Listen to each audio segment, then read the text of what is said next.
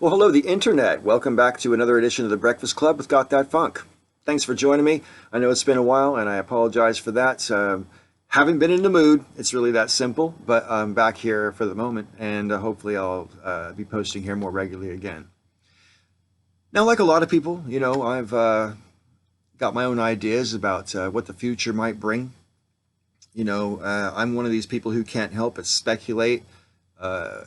Basically, I sort of follow the trajectory of the way things build up to the present moment and then try and extrapolate how I think that will unfold as the future comes on.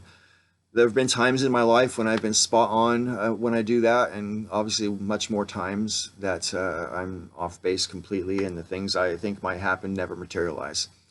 But sometimes they do, like in the run-up to the Iraq War.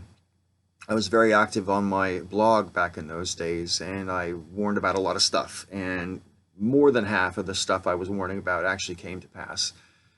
And I don't really think we've learned the lessons there in terms of the drums of war beating towards Iran for the past few months, and that's certainly to escalate.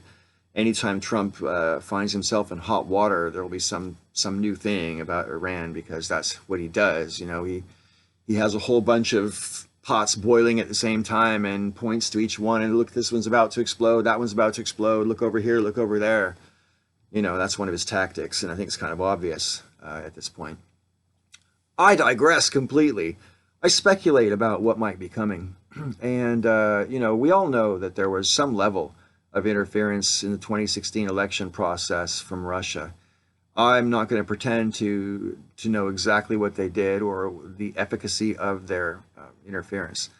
But the fact that they interfered at all is a matter of concern, and the fact that Trump welcomed that interference, to me, whether it was illegal or not, is a moot point, because it was definitely unethical.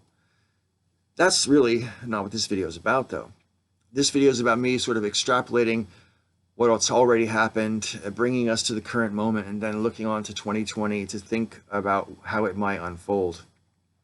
Because I suppose about a month ago, it occurred to me that everybody knows that the Russians will be trying to interfere in the 2020 elections. It's an open secret.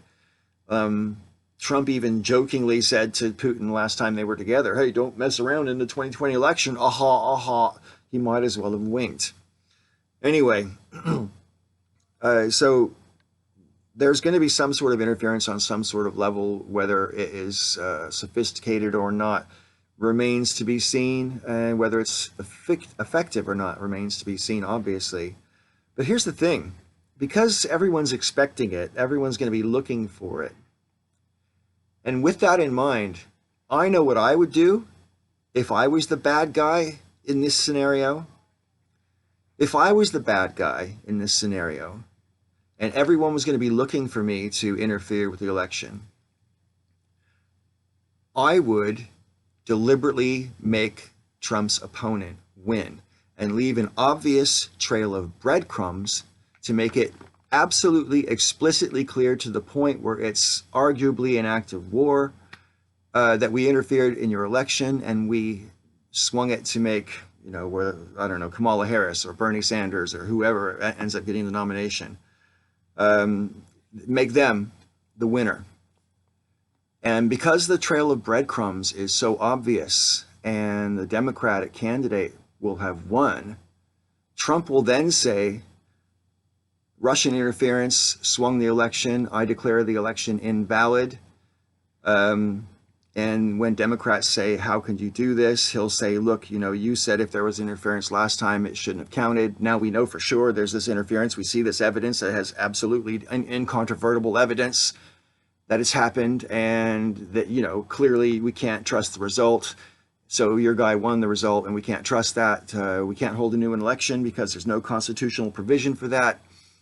Obviously, it would be a constitutional crisis, but I think that would be how Trump would seize power. I think if the Russians are going to interfere, if I was the bad guy, I would be doing it how I just described. And I wouldn't be surprised if that's exactly how it unfolds in 2020. Pure speculation. What do y'all think? I'd be very interested in your points of view. Whether you think my idea is, possible, probable, just completely impossible, whatever, let me know. If you have similar projective thoughts about the future and what it might hold in terms of what's going to happen during the elections in 2020, whether they're similar to mine or different, I'd love to hear about that as well. Let's talk about it in the comment section down below.